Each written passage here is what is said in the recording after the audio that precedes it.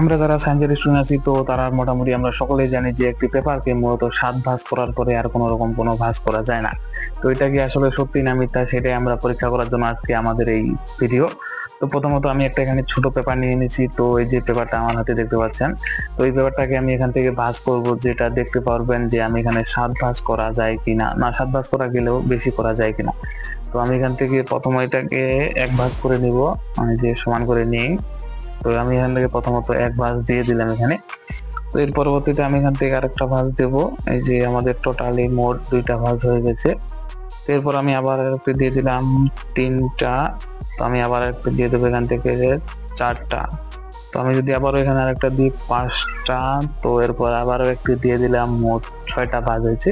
তো 7 নম্বর ভাঁজটা এখান থেকে দেওয়া কোনো মতেই সম্ভব না। তো আমি যদি আপনাদের একটু কাছ থেকে দেখাই, তো দেখতে পারবেন যে এটা একটু কেমন হয়ে গেছে, ছোট একটি আকার বা শেপ হয়ে গেছে। তো এর জন্য আমরা যেহেতু ছোট পেপার, তাই জন্য হয়তো এটা 7 ভাঁজ করা সম্ভব হচ্ছে না, তাই আমরা এখান থেকে আর কি বড় পেপারকে নিয়ে নেবো, সেটা আমরা এর জন্য এখানে রাখি। তো আমরা এদিক থেকে একটা বড় পেপার নিয়ে নিচ্ছি। তো এটা হচ্ছে একটা পুরো পেজ, পাতা বলতে পারেন আপনারা।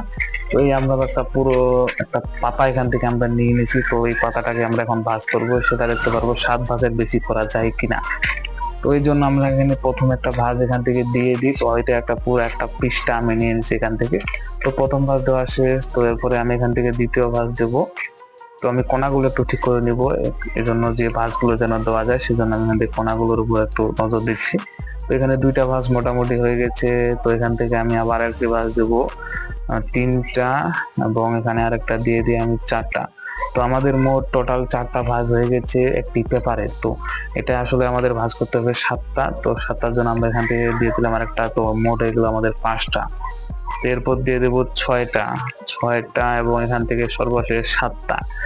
তো আসলে সায়েন্স ঠিকই বলে, যারা সায়েন্স নিয়ে আমরা পড়াশোনা করি বা পড়াশোনা করতে যে তারা, আমরা যেটুকু জানি সেটুকু ঠিকই আছে, কারণ 7 ভাঁজের বেশি আপনি কোনো রকম কোনো পেপারকে ভাঁজ করতে পারবেন না। সর্বোচ্চ আপনি 7বারই এটা আপনার ভাঁজ করতে পারবেন, এর বেশি আপনি ভাঁজ করতে পারবেন না।